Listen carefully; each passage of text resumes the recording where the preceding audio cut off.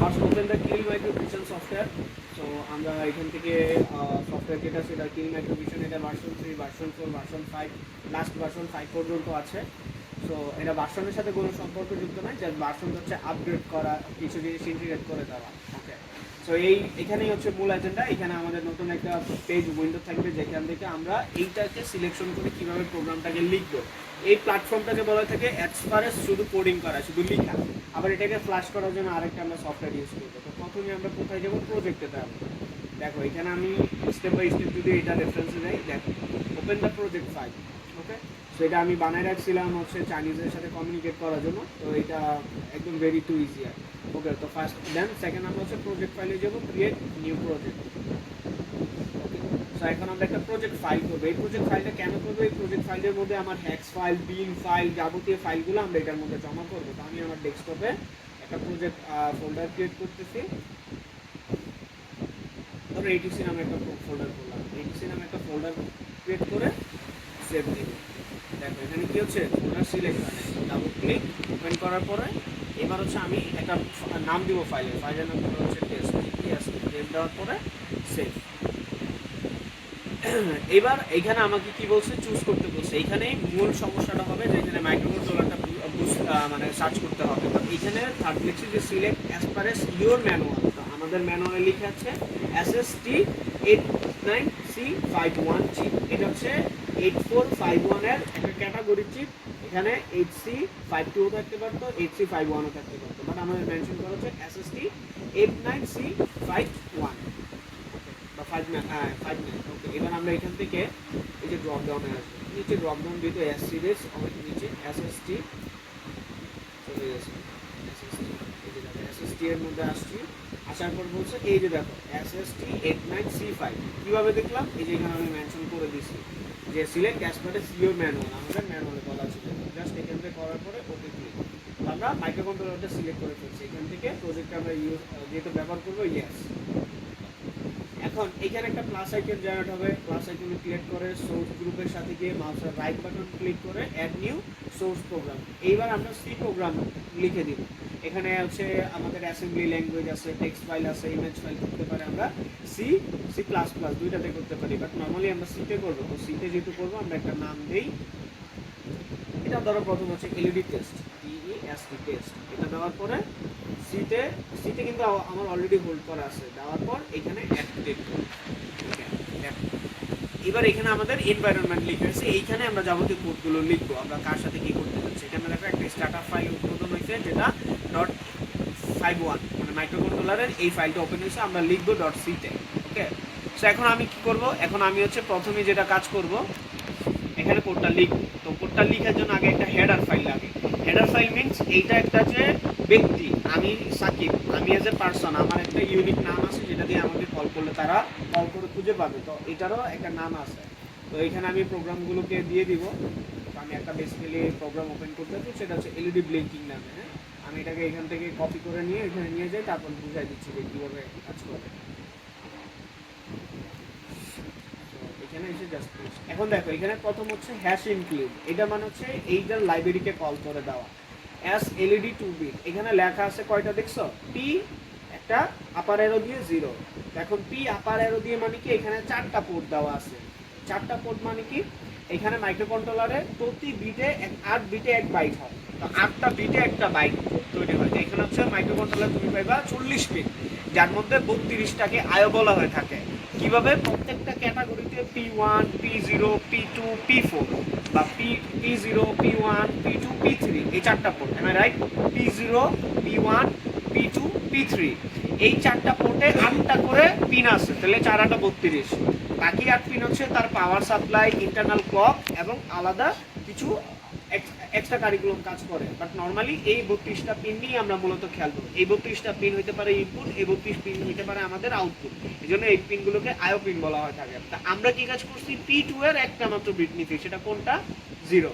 এখানে আরেকটু বলে রাখি, এখানে যদি কমেন্ট দিতে চাই আমরা ডাবল স্ল্যাশ ইউজ করবো। এখানে দেখো প্রথম বিট হচ্ছে 0, 1, 2, 3, 4, 5, 6, 7, 8 and 9। দেখো তো কয়টা হয়ে গেছে, 10টা না? তো আমাদের মাইক্রো কন্ট্রোলার থাকবে যেহেতু 8 বিট 0 to 7, তুমি অন স্ক্রিনে এটাই পাবে। তার মানে কি, এটা ধরো P1, P1 একটা পোর্টের নাম, ধরো চিটাগং একটা পোর্ট, খুলনা একটা পোর্ট, এরকম P দিয়ে ডিটারমাইন করে একটা পোর্ট ব্যবহার করছে। এরকম পোর্ট কয়টা আছে? কখনো থাকতে পারে P0, কখনো থাকতে পারে P1, কখনো থাকতে পারে P2, কখনো থাকতে পারে P3। এই 4টা বোর্ডে 8টা পিন থাকবে, আমি রাইট? ওকে, এটা আমার পোর্ট নাম্বার, এটা দিয়ে পোর্টের ওই পিনকে কল করা হয়। তাহলে আমরা কি করছি, এলইডিটাকে কানেক্ট করছি কোন পিনে? P2 এর 0 নাম্বার পিনে, P2 এর 0 নাম্বার পিনে। আচ্ছা, বাকিগুলো আমাদের কোড এক্সিকিউট হইতাছে। আমরা এখানে যেটা কাজ করছি, 1 সেকেন্ড এলইডিটা অন হবে আর 1 সেকেন্ড এলইডিটা অফ হবে। তো এই প্রোগ্রামটা এখন আমরা কিভাবে ফ্ল্যাশ করব? তো সর্বপ্রথম আগে তো আমাকে কানেকশন করতে হবে, তাই না? তো কানেকশনে আমি কি করছি, এইখানে এলইডিটা যে সেটা P2 পোর্টটাকে খুঁজে বের করব। So let's find it the P2। এখন এখানে আমরা যেহেতু এতগুলো কেবল আমরা ইউজ করবো না, শুধু একটা মাত্র পোর্ট নিয়ে কাজ করবো, সেটা আগে বের করবো।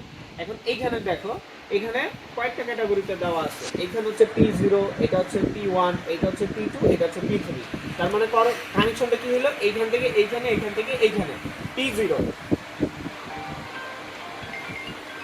P2 এর 0 নম্বর পিনে কানেক্ট করবো। তো আমি এটা বলছি যে এখানে কি, এইখানে দেখা, এখানে যদি আমরা একটু তাকাই তাহলে দেখতে পারবো এটা হচ্ছে 0, এটা হচ্ছে 1, এটা হচ্ছে 2, এটা হচ্ছে 3। তাহলে আমাকে বলা হয়েছে P2 এর 0। তার মানে P2 এর এখন 0 আমার কোথায়, এই যে এটা P2 এর 0, এটা আমার কানেক্টেড। এখন আমি একটা এলইডির সাথে কানেক্ট করবো, র্যান্ডমলি আমি চাইলে যে কোনো একটা এলইডির সাথে কানেক্ট করে রেখে দিতে পারি।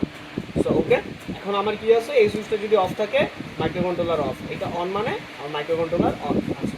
সো আমরা যখনই মাইক্রো কন্ট্রোলার প্রোগ্রাম আপলোড দিব, এই সাথে সংযুক্ত কেবলগুলো আমরা খুলে ফেলবো। হ্যাঁ, যেমন একটু আগে আমরা P20 লাগাইছিলাম, এটা এখন আমরা খুলে ফেলছি। খুলে মাইক্রো কন্ট্রোলারটাকে অফ মোডে দিয়ে এখন এটাকে আমরা কি কাজ করবো, প্রথমে তো আমরা ফাইলকে ওপেন করা শিখলাম।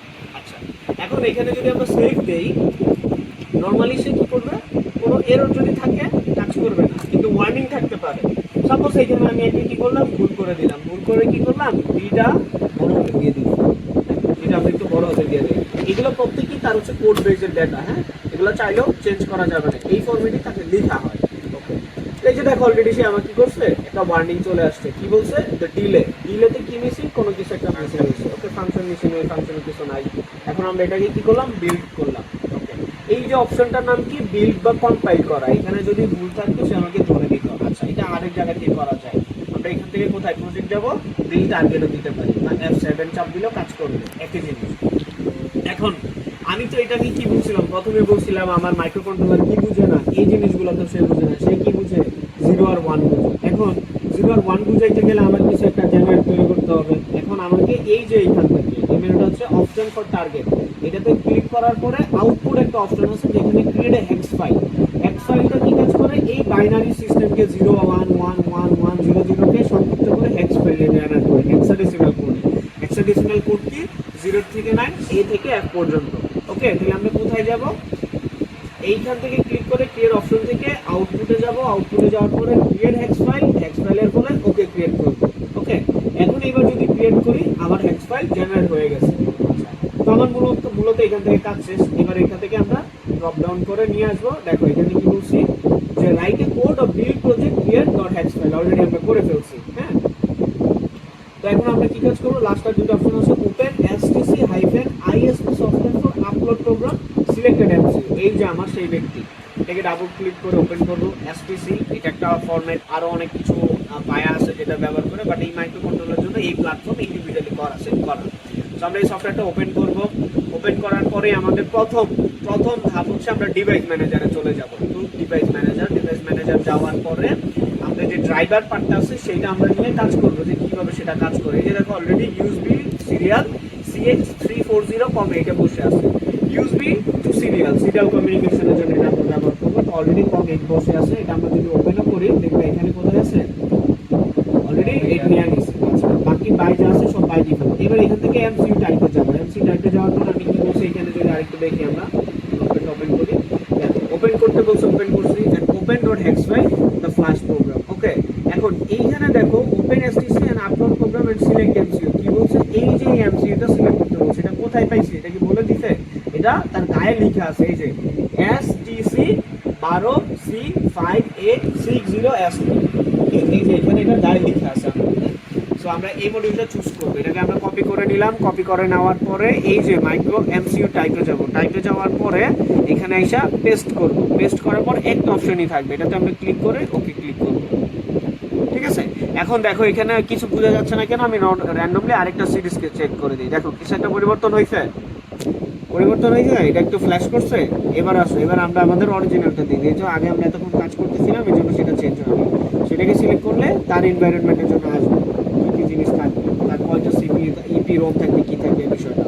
ওকে, সো এখন আমরা যেহেতু হেক্স ফাইলটা জেনারেট করছি, তাই না?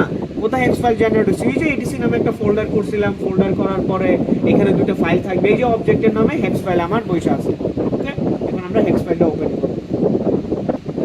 এখান থেকে ওপেন কোডে যাব, open code file. Code file যাওয়ার পর আমার ডিরেক্টরিটা দেখাই দিব। ডেস্কটপে যাব, ডেস্কটপের থেকে আমরা কি সিলেক্ট করব? এডিসি। এডিসি থেকে অবজেক্ট, অবজেক্টের পরে এই যে দেখো ডট এক্স ফাইল। এই যে এখানে আমরা যদি ম্যানুয়ালে দেখি, ম্যানুয়ালেও আমাদের বলছে কি file? Dot HEX, hex file. এই যে এক্স ফাইলটাকে দেখায় দিয়ে ওপেন করে নিব।